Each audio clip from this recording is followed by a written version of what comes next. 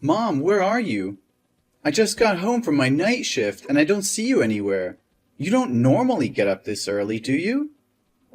Huh? Who's that? Mom, are you okay? It's me, Calvin, your son.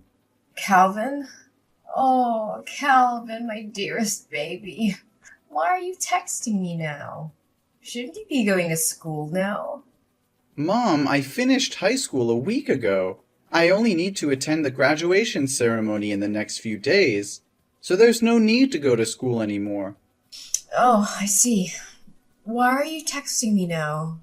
Shouldn't you be going to school now? Mom, you just asked the same question and I just answered it. Are you sure you're really okay? Oh, really?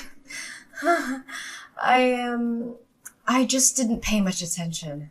I think I'm still not fully awake. Then why are you texting me? I just wanted to ask where you are. What do you mean you're not awake? Are you hanging out with some friends you made recently and getting drunk again? Well, it's almost the same thing. Mom, are you drinking on an empty stomach again? Seriously, I haven't seen you eat anything lately. The dinner I prepared you last night before going to work is still on the table. Oh, I'm fine. It's just that I don't feel very hungry these days. It looks like you haven't showered for a few days, have you? I just collected the dirty clothes in the bathroom to wash, but I didn't see any of your dirty clothes, and you've been wearing the same clothes for the past 3 days. Are you really okay? I'm losing my patience with you, Cal. Quit nagging me. Worry about yourself, Calvin. I told you, I'm fine. Calm down. I'm just asking if you're all right. It's impossible to have a conversation with you. Well, good, because I don't feel like talking. But really, Mom, you have to take care of yourself. What you're doing is very unhealthy. Why are you acting like my parent? I'm the parent here. Well, obviously, the roles have changed. I'm taking care of you now. Nobody asked you to take care of me. You're not the man of this house. You're just a kid. Okay, I'm graduating and turning 18. I'm the only man in this house since my dad passed away 5 years ago in a hit and run. It carries some weight. Look, I'm just trying to help out. Oh, I feel so free. And I love my kid. Okay, since we're talking about school, are you still coming on next Friday? For what? Calvin, you're messing up my chill. God, it's annoying. The message alarm just keeps ringing. For my high school commencement. Well, I don't know. I'll try. I might be busy though. I might. It's the ceremony for my high school graduation. I have to give my valedictorian speech because I'm the honor student receiving a scholarship from a top university. Ugh, Calvin, seriously, it's not a big deal. What's the problem? This is a big deal. Mom, what's wrong with you? You were just excitedly talking about, oh, my baby's graduating 1 week ago. Now it's not a big deal with you anymore? Okay. Whatever you want. We'll talk about this after you get home. By the way, I just got my salary from my part-time job today, so I've saved up enough money to pay my tuition fees for the first year and still have some left over. So tonight, we're going out for a meal to celebrate. I'll treat. Oh, the college money thing? I was gonna talk to you about that too. Oh, you don't have to worry. I've already saved enough money. Next year, I'll continue working part-time to earn more money for the next year's tuition. You don't need to worry about that. Oh my God, Mom, where's all my money? I just checked my money box and it's empty. What happened? Is there a thief in the house? No. The room was immaculate, with no signs of rummaging. It's like the person who took the money knew exactly where I hid it and went straight for it. Mom, it was you, right? What? How could you suspect me? Why not one of your friends or somebody else? Come on, Mom. I haven't told anyone about saving this money except you. I've never brought friends home. So how would they know where I hid the money? The digital password on the money box shows no signs of tampering, and the password is a special sequence of numbers between you and me. Only the two of us know it. Fine, it was me, but you shouldn't doubt your own mother, Cal. What? Did you spend my money without even consulting me? Do you realize that's the money I've been saving for 3 long years? I had to work 2 or 3 part-time jobs during the holidays and even take on night shifts. Even during the school term, I worked as a babysitter or gardener for the neighbors just to save every penny. I know our family's financial situation isn't good, so I worked tirelessly to save that money for college without burdening you. But now, why did you take all that money? Oh, baby, I know how hard you've worked. But you see, I just got laid off by my company and I'm unemployed now. Yesterday, one of my friends introduced me to a highly lucrative job opportunity. But since I didn't have any money saved, I borrowed from you temporarily to invest. What? You took all of my hard-earned $8,000 to invest in a job based on a promise from a friend you've only known for a few days? How could you do that? What is that job? How can you be so sure it will be profitable? Are you sure they're not trying to deceive you? Oh, don't you worry. I've been through this job before. You can trust me. Within just 1 month, the money I borrowed from you will be returned and multiplied many times over. It'll be more than enough to cover your tuition fees for all 4 years of university. We won't have to worry about finances anymore. What? How can any job generate that much money in such a short time? Are you absolutely certain they didn't mention those figures just to deceive you? Oh, don't worry.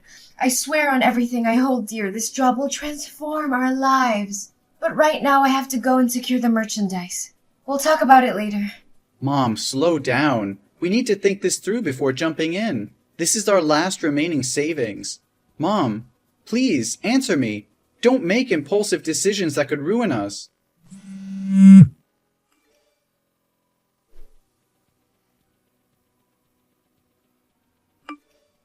Hey, Cal.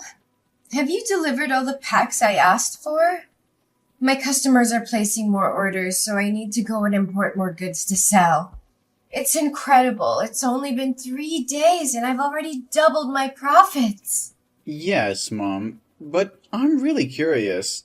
What are you selling that has so many people buying it at such high prices? Each small pack is worth a few $100s. And your customers, they make me really worried. I see students, elderly individuals, and even some rough-looking people with tattoos. Mom, why can't you tell me what you're selling? Since the day you started this business, you've always locked your room and never let me in.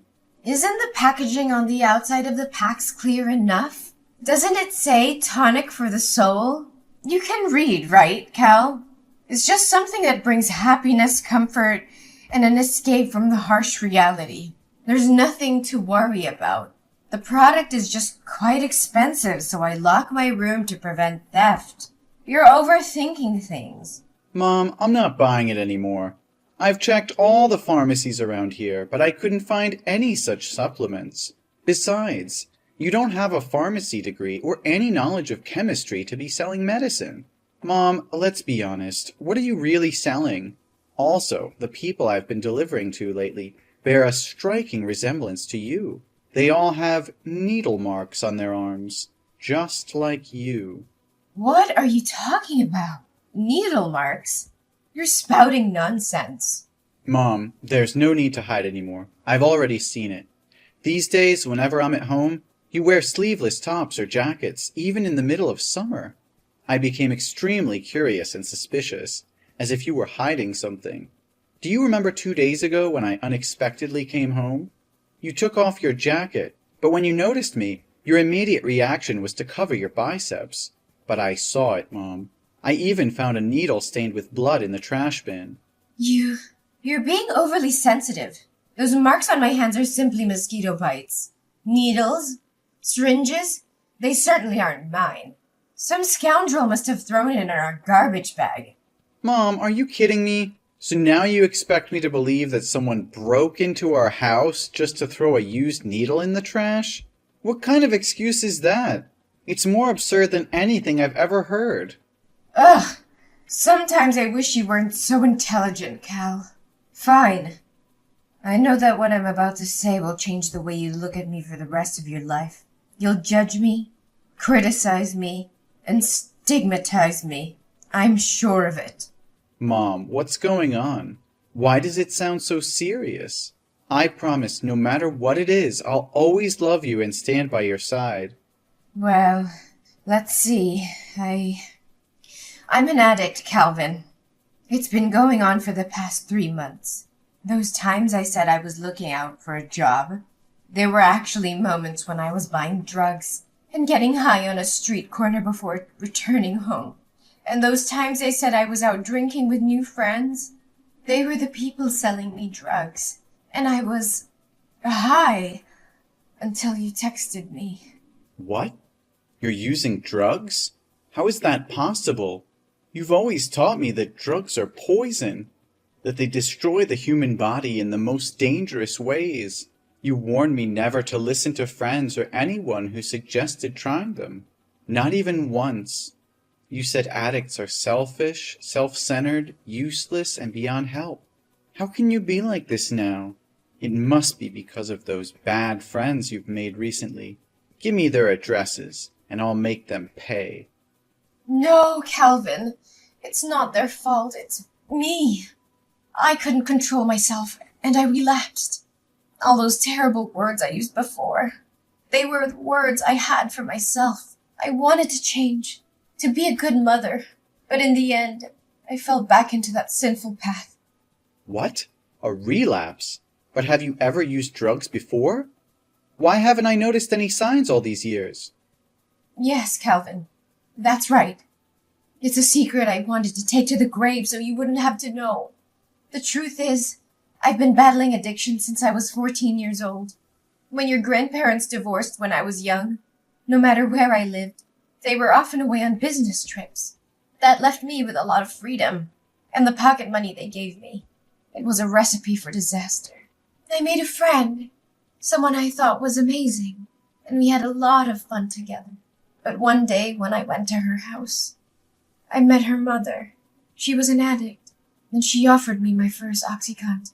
She simply said, "You should try it."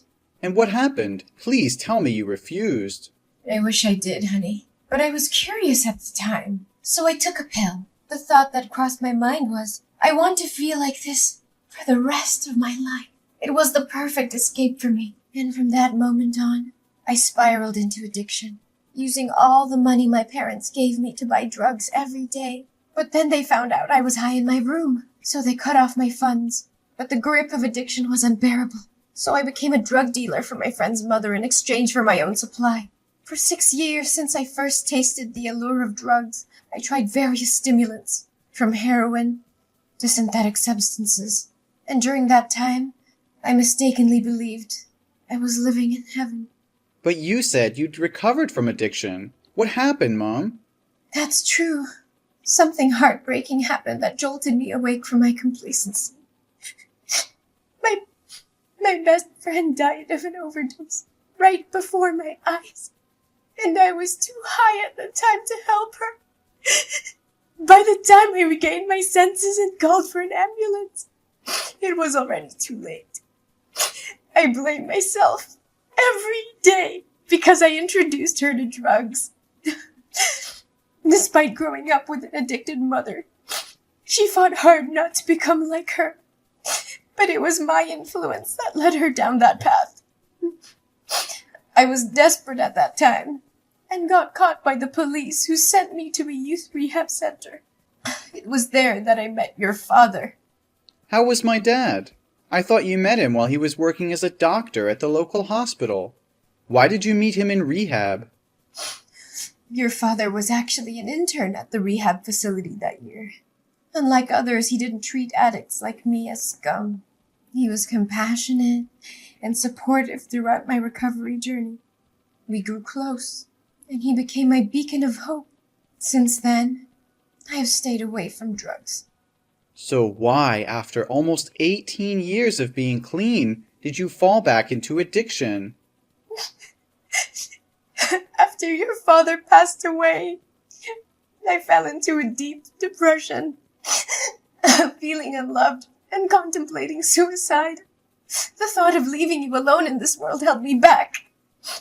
The pressure of making money and the constant feeling of failure as I couldn't achieve financial success left me exhausted. Finally, being fired from my job was the last straw, and I completely fell apart. Why didn't you tell me all of this earlier? I foolishly believed that everything was fine. Don't blame yourself, honey. It's not your fault. It's my own incompetence. I was so consumed by grief that I went to a bar to drown my sorrows. And there I happened to encounter the mother of my late best friend. She approached me, and I, being foolish, disclosed my situation to her. She manipulated me once again into selling drugs in this area. Initially, I hesitated, but she both seduced and threatened me. She said if I didn't become a drug dealer again, she would come to you and expose all my embarrassing past. And the allure of making a lot of money convinced me to give in to her offer. What? Please don't tell me. Inside those packs are drugs. Mom, that's illegal. I even helped you deliver them today. Not only will you end up breaking the law and going to jail, but I could also get caught, and it would ruin my future. Oh, don't worry, honey. They won't arrest you. You're still just a kid, and they didn't arrest me back in the day. You were just helping me with the deliveries today. If the police found out, just say you didn't know anything. Mom, I'm 18 years old. I'm an adult, and I'm old enough to face the consequences of my actions with the law. What? No way. I always thought of you as just a kid. What should I do? I've not only shattered my image as a good mother, but I've also jeopardized your future. I never wanted this for us, Calvin. I never wanted to be an addict, but I couldn't escape its clutches. I'm so sorry for failing you, for failing as a mother. I know it's unforgivable, but I did it out of desperation. The addiction consumed me and I lost sight of everything else. I thought I could handle it, that I could hide it from you and protect you from this darkness. But I failed, and now everything is falling apart. Mom, I can see the desperation in your eyes, but giving up is not an option. We can't let despair consume us. We have to fight for a better future, for your well-being, and for our relationship. We need to confront this head-on and seek help. Rehab can provide the support you need to overcome your addiction once again. Calvin, I just don't see a way out of this darkness. The weight of guilt, shame, and the realization of the pain I've caused is crushing me. How can I ever face myself, let alone society? I know it feels overwhelming right now, but we can't let despair dictate our choices. We have to confront the consequences of our actions and seek help. It's the only way to break free from this cycle and find redemption. Redemption? Do you really believe it's possible for someone like me? I've betrayed everything I stood for, everything I taught you. How can I ever make amends for that? Mom, redemption is not about erasing the past or pretending it didn't happen. It's about acknowledging our mistakes, taking responsibility, and committing to change. It won't be easy, and there will be obstacles along the way, but it's a journey worth taking. But what about society? They will never forgive me. They will always see me as an addict, a failure, a burden to society. They view us as criminals, as failures. Even if I go to rehab, who will hire me afterwards? Who will give me a chance? I'll be forever labeled as an addict.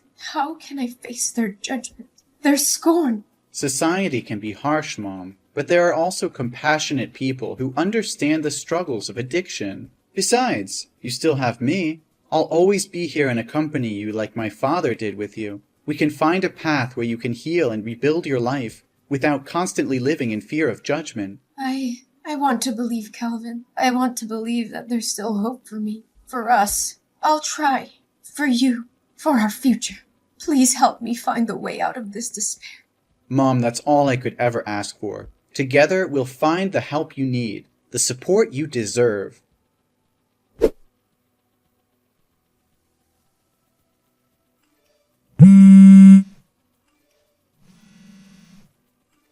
Mom, where are you? Mom? The hospital just called me and said you ran away. Where did you go? You just escaped death. Calvin, I'm sorry. I'm really sorry. I couldn't contain myself. I never wanted this, Calvin. I never wanted to go down this path again. But the pain, The emptiness inside me grew so intense that I found myself drowning in desperation. I thought I could handle it, that I could find an escape. And then the devil's whispers echoed in my ears, tempting me with false promises of relief. Why don't you just let me die of an overdose? Why are you trying to save my life? And now I have to live in humiliation. I don't dare see you again. Mom, please don't say that. Don't give up on yourself. I can't bear the thought of losing you. I'm scared, Mom. Scared of what might happen if I can't find you in time. You have no idea how scared I was yesterday morning. I was getting ready to go to school for the graduation ceremony when I heard a loud noise coming from your room. I felt so nervous, so I opened the door to check. The scene I witnessed still haunts me. You were lying on the ground with a needle in your lap, covered in vomit and foaming at the mouth. Your whole body was twitching, and it seemed like you'd passed out. I was terrified and immediately called 911. If I had left even a little bit earlier that day... Calvin, I'm so sorry for putting you through all this pain. I never wanted to hurt you. The depths of my despair consumed me, clouding my judgment and blinding me to the love and support you've given me. Mom, you're not alone in this. I know it's hard, but we can fight through it together. Your life is worth living, worth fighting for. I won't let you slip away into darkness. Please, let me help you. Help me? Calvin, I'm beyond help. I've let you down, failed as a mother, and now I'm dragging you into the depths of my own despair. I can't bear to see you suffer because of me. No, Mom, you haven't failed me. We all make mistakes, and I refuse to believe that this defines who you are. You're so much more than your addiction. You're my mother, the one who raised me, loved me, and supported me. I can't abandon you now, not when you need me the most. But Calvin, don't you see? I'm trapped in this vicious cycle. Every time I try to escape, it pulls me back in. I can't bear the pain, the shame, and the weight of my own mistakes. It feels like there's no way out. Mom, I can't just stand by and watch you carry this burden alone. The guilt and shame will eat you alive, and I can't let that happen. We have to go to the police together, confess everything, and reveal who provided you with those drugs. We can't let them get away with destroying our lives. No, Calvin! I won't let you sacrifice your future for me. You deserve a chance at a normal life, free from the consequences of my actions. I can't bear to see you suffer because of my mistakes. I'm already drowning in guilt, and I can't drag you down with me. You think I care about a normal life? Mom, all I care about is you. We're a family, and families stick together no matter what. I won't let you face this alone. We'll face the judgment, the discrimination, and the consequences together. I won't abandon you in your darkest hour. Calvin, you don't understand. Society will never accept us. We'll be branded as criminals, as addicts, and it will haunt us for the rest of our lives. I can't bear to see you suffer because of my mistakes. I want better for you, a chance to break free from this cycle of pain. Better for me? Do you think I'll ever be better if I abandon you now? We can't escape our past, Mom. It will always haunt us, no matter how much we try to hide. The only way to truly move forward is to face it head on, to take responsibility for our actions. You think there's still hope for me? Look at me, Calvin. I'm a broken, hopeless mess. It's too late for me, Calvin. I'm tainted, damaged beyond repair. But you still have a chance. You're young, talented, and full of potential. Save yourself and leave me behind. It's the only way for you to have a future worth fighting for. I'd rather face the consequences alone, no matter how severe they may be. No, Mom, I won't leave you behind. We're in this together through thick and thin. I can't imagine a future without you, and I won't let you give up on yourself. We'll face the world together, and we'll prove them wrong. We'll show them that love and support can conquer even the darkest of times. Just come back to the hospital, okay? After you completely recover, we'll go to the police station together. I'm terrified, Calvin. Terrified of the unknown, of what lies ahead of us. But seeing the determination in your eyes, the unwavering love you have for me, gives me a glimmer of hope. Maybe, just maybe, we can find a way to rebuild our shattered lives together. Let's face this storm, hand in hand, and never let go.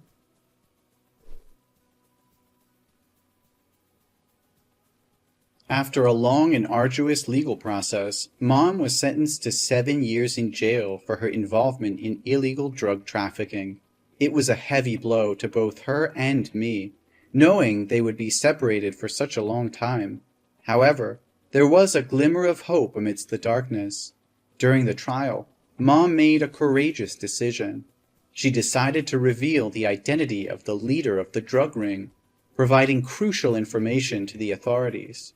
Her willingness to cooperate and assist in dismantling the operation earned her a reduction in her sentence. Instead of serving the full 7 years, her sentence was reduced to 5 years. As for me, the court recognized my genuine remorse and the fact that I had been caught up in my mother's desperate struggle.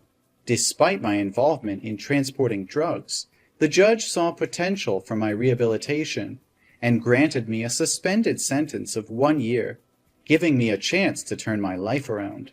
The sentencing was bittersweet, as we knew we would be apart for a considerable period. But it was also a turning point, a chance for us to rebuild our lives and make amends. We held on to the hope of a brighter future, even in the face of adversity. While Mom served her time behind bars, I dedicated myself to self-improvement. I pursued education and counseling, determined to break free from the shadows of the past. I surrounded myself with positive influences and used my experience to raise awareness about the dangers of drug addiction.